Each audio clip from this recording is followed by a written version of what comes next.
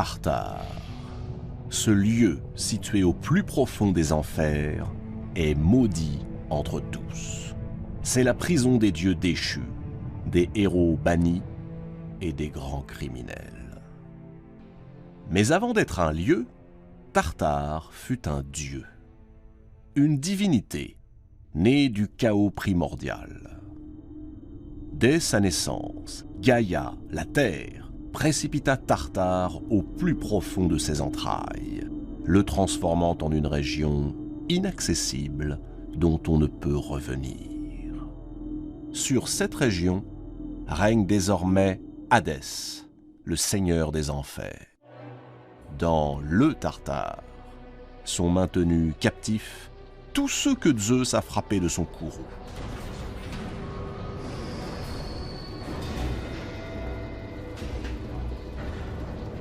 Autour d'eux se dresse une triple muraille d'airain.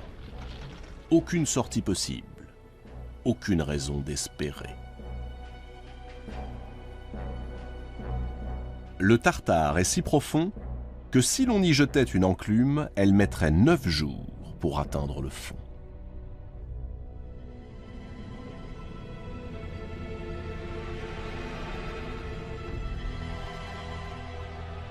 Quelque part, enveloppés dans des brumes de soufre, montent les cris des damnés. Ici, les fils d'Ouranos et de Gaïa, les titans, coupables de s'être révoltés contre Zeus. Plus loin, les géants. Se croyant invincibles en raison de leur taille monstrueuse, ils osèrent déclarer la guerre aux maîtres de l'Olympe. Ils ont perdu. Mais les titans et les géants ne sont pas seuls à croupir dans le Tartare, cette prison infâme. Il y a aussi des hommes, des personnages de légende qui, un jour, portés par leur orgueil, se sont crus plus forts que les dieux.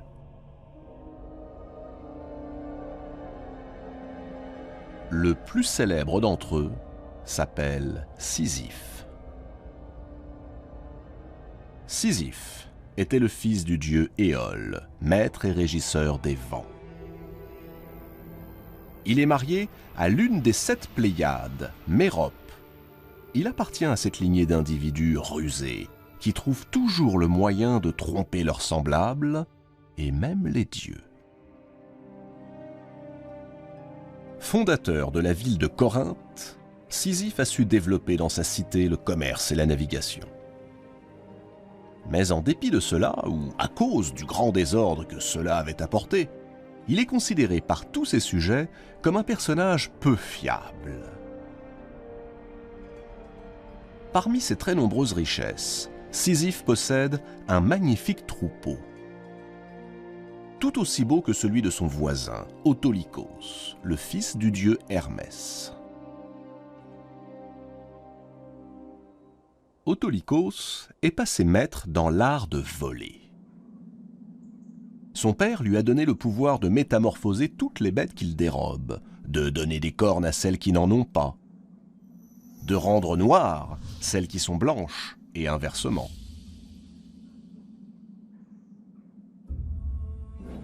Au fil des jours, Sisyphe finit par constater un phénomène étrange. Son troupeau diminue à vue d'œil, alors que celui d'Autolycos ne cesse d'augmenter.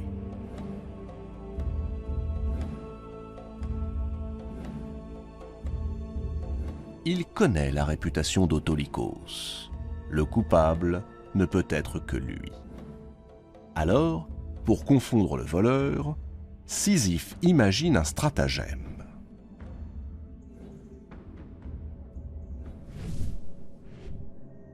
Une nuit, Autolycos emporte 10 bêtes de plus et repart. Sans le savoir, il vient de tomber dans le piège imaginé par Sisyphe. Dès l'aube, Sisyphe se présente devant Autolycos et il l'accuse de vol. Autolycos proteste. Sisyphe ordonne alors à ceux qui l'accompagnent d'inspecter le troupeau. Ils identifient aussitôt les bêtes dérobées, car il a fait graver sous chacun de leurs sabots cette inscription volée par Autolycos. Or ce jour est la veille du mariage de la fille d'Autolycos, Anticlée. Elle doit épouser le roi d'Ithaque, Laërte.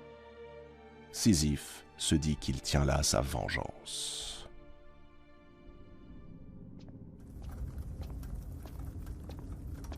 Laissant à ses témoins le soin de punir le voleur, il fait irruption dans la maison et viole la pauvre Anticlée.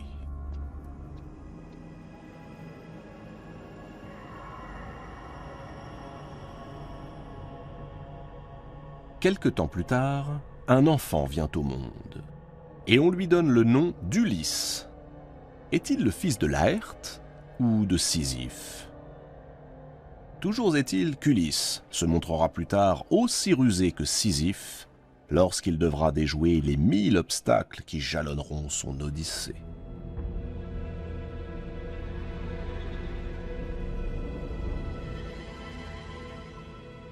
Mais une seconde affaire vaut à Sisyphe de partager le sort des damnés.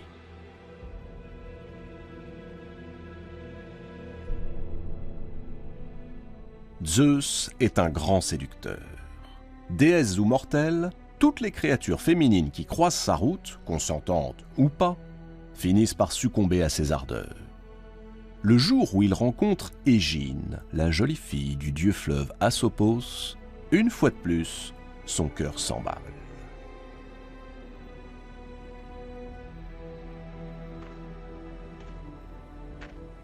Zeus prend l'apparence d'un aigle,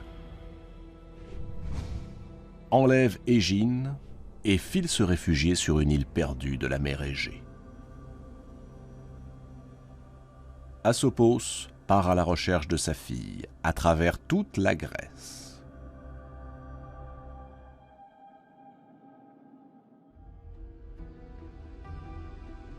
Au moment où Asopos va se résigner, Sisyphe l'interpelle du haut de la tour qui domine sa citadelle. Il a fait construire cet édifice pour voir arriver tous les voyageurs. Puis il les intercepte et les rançonne. Depuis son promontoire, Sisyphe a tout vu des manigances de Zeus. Il propose un marché au père éploré. Une source en échange du nom du ravisseur. Une source perpétuelle qui permettrait à Sisyphe d'irriguer les terres arides qui entourent Corinthe. Asopos accepte et fait aussitôt jaillir les eaux d'une fontaine. Alors, Sisyphe lance à la face du monde le nom du coupable, Zeus. Zeus n'a rien manqué de la scène. D'abord, le viol d'Anticlée, et maintenant cette dénonciation, un acte d'impiété qu'il ne peut tolérer. Il envoie à Sisyphe la plus désagréable visiteuse qui soit, Thanatos, la divinité de la mort.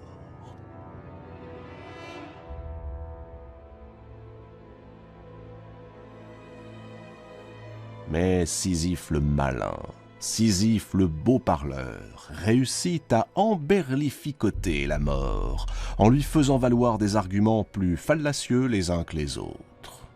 Il parvient même à l'enchaîner au plus profond de l'une des prisons de sa citadelle.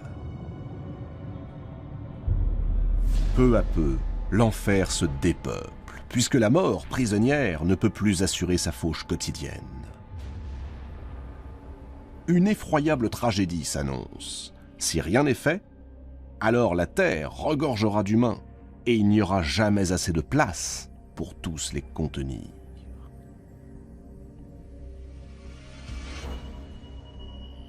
Il faut agir, et vite. Zeus est sans pitié. Il condamne Sisyphe à rejoindre les profondeurs du Tartare.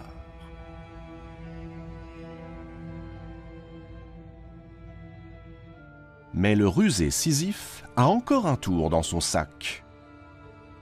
Avant d'obéir à Zeus et de descendre aux enfers, il recommande à sa femme Mérope de ne pas ensevelir son corps et de ne pas faire les offrandes rituelles.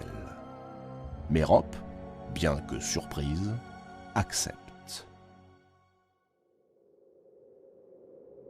Une fois aux enfers, le condamné marche droit vers Perséphone, la reine du monde souterrain. Il lui déclare sur un ton affligé qu'étant mort sans sépulture, il ne doit pas se trouver là. On aurait dû le laisser sur l'autre rive du Styx. Il ajoute, larmoyant, que sa femme a fait preuve d'une impardonnable impiété, qu'il se soumette à la sentence de Zeus, mais qu'il demande la permission de revenir sur Terre afin de faire le nécessaire pour son enterrement et pour châtier celle qui a manqué à ses devoirs. Il s'engage à être de retour dès que les rites auront été accomplis.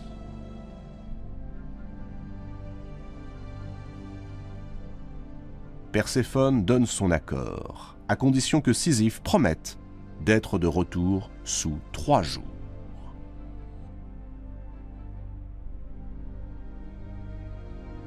Sisyphe remonte vers la lumière et, bien évidemment, renie sa promesse.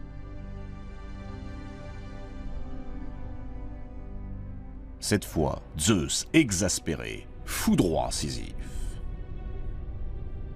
Sans autre forme de procès, il le renvoie au fin fond du Tartare.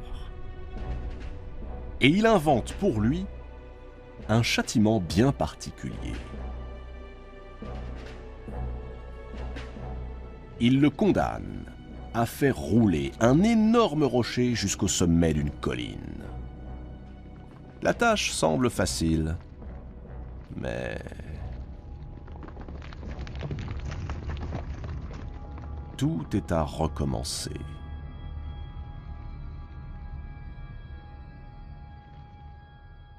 Ce travail absurde a frappé l'imagination populaire, au point que le châtiment de Sisyphe est devenu le symbole de la condition humaine.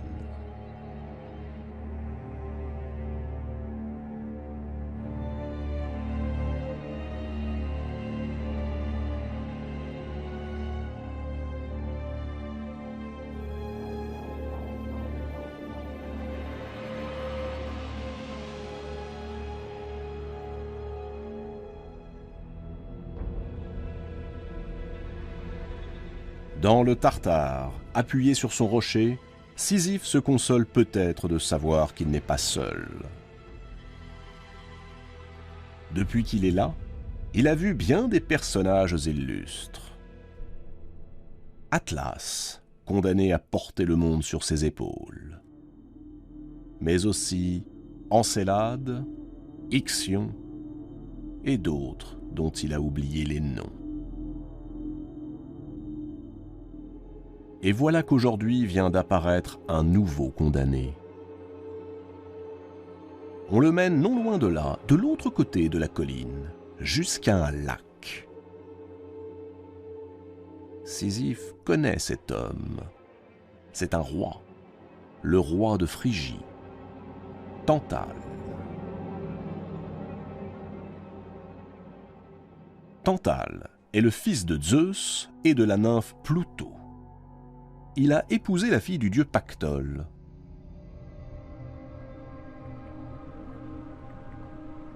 Pactole est un dieu-fleuve, un fleuve rempli de pièces d'or depuis qu'un jour le roi Midas s'y est baigné.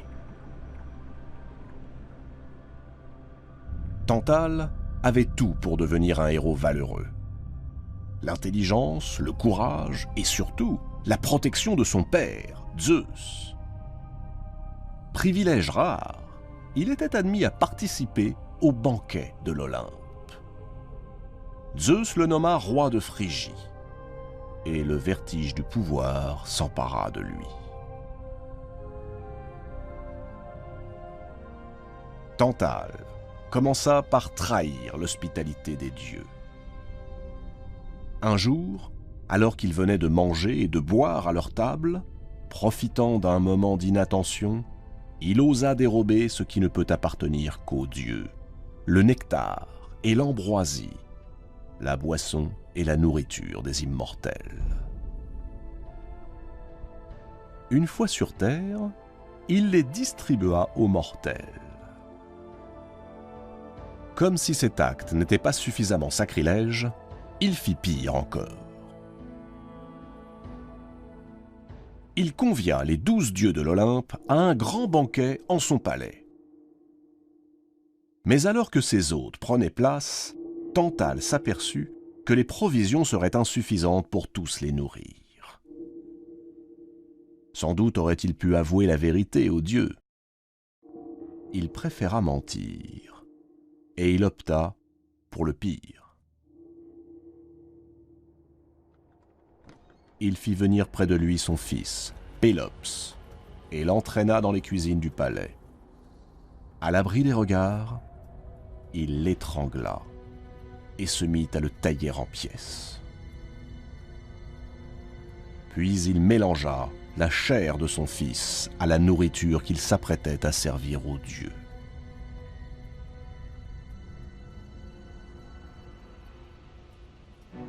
À peine ces derniers eurent-ils goûté au plat qu'ils furent saisis de dégoût et se détournèrent avec horreur. Tous venaient de reconnaître la présence de la chair humaine. Tous, sauf la déesse Déméter. L'esprit préoccupé par la récente disparition de sa fille Perséphone, elle mangea machinalement un morceau de l'épaule de Pélops.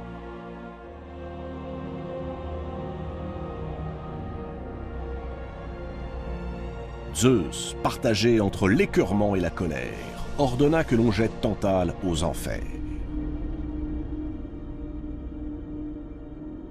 Mais même cela lui parut insuffisant, car le lendemain, il décida que le meurtrier blasphémateur serait emmené sur la rive d'un lac au plus profond du Tartare.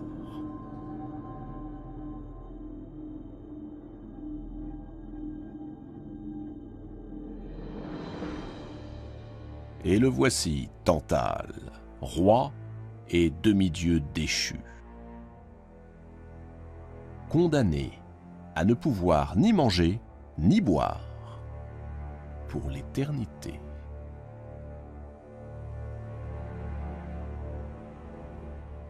À sa droite, le fruit que porte un arbre sur la rive.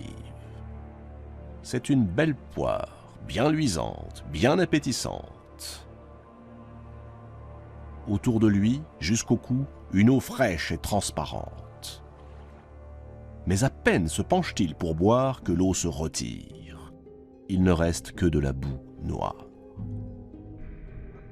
Et s'il tente de saisir la poire, un coup de vent soudain entraîne le fruit hors de sa portée. Depuis l'Olympe, Zeus observe son fils. Ce fils indigne d'être un dieu, indigne d'être un roi, indigne même d'être un homme. Pour dissuader quiconque de commettre pareil outrage, le supplice de Tantale, toujours affamé et toujours assoiffé, servira d'exemple.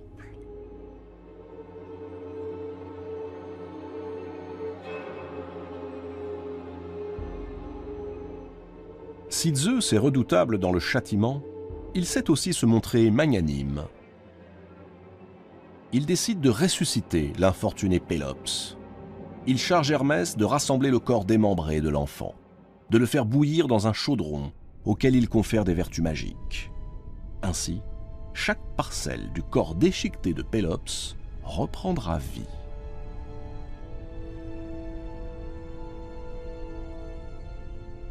Le roi des dieux convoque ensuite Clotho, l'une des trois moires, ces déesses qui filent et coupent le fragile fil de l'existence, et il lui donne pour mission de reconstituer le corps du jeune homme. Clotho a presque achevé son œuvre lorsqu'elle s'aperçoit qu'il manque un membre, l'épaule que Déméter a mangée par inadvertance. Alors, la déesse fabrique une épaule en ivoire et elle lui insuffle la vie. Depuis ce jour, tous les descendants de Pélops portent une tache blanche juste au niveau de l'épaule.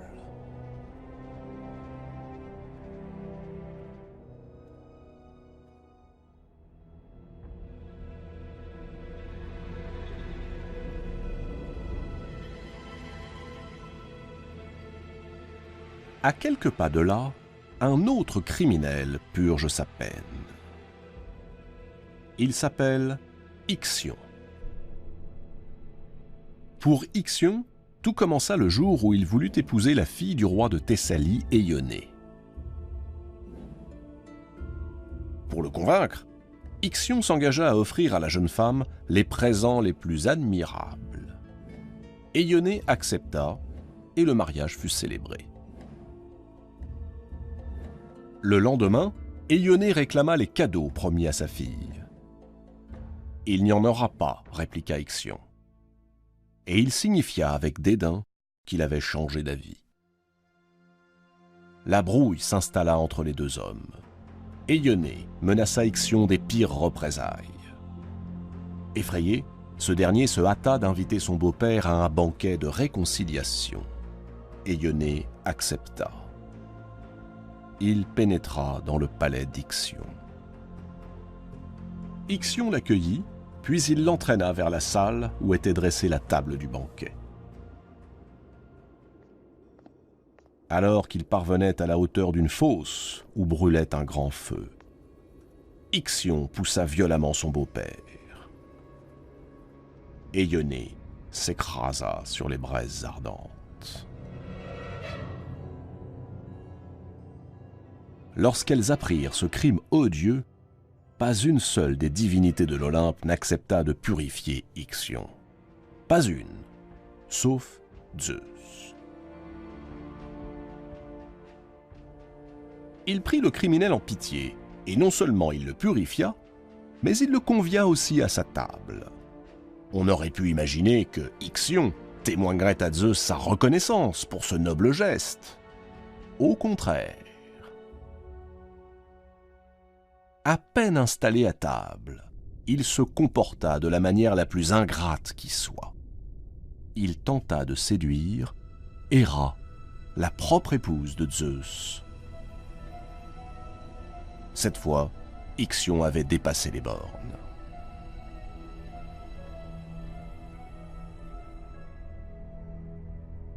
Zeus façonne un nuage qui possède la forme même d'Héra, et il le jette dans les bras d'Ixion.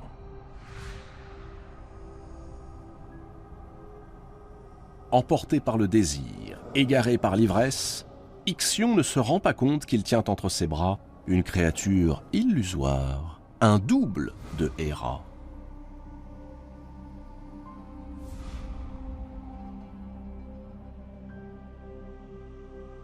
Il la couvre de caresses, de baisers, puis il la prend sans ménagement.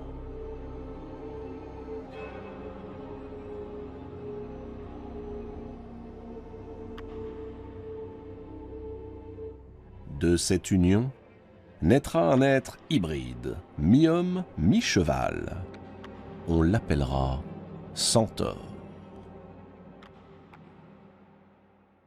Alors que Ixion est persuadé qu'il a conquis le cœur de la reine de l'Olympe, Zeus met fin à ses ébats. Il s'empare d'Ixion et le précipite aux enfers.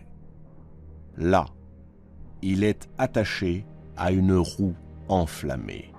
Une roue qui tournera sur elle-même jusqu'à la fin des temps. Elle tourne toujours.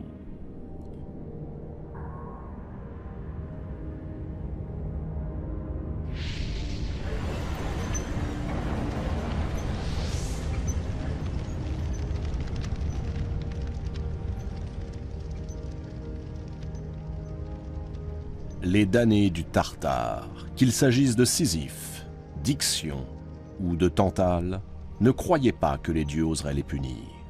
Ils ont commis des crimes plus atroces les uns que les autres, sans se soucier des conséquences. Mais s'il est une chose que les dieux ne supportent pas, c'est bien que de simples mortels s'imaginent invincibles.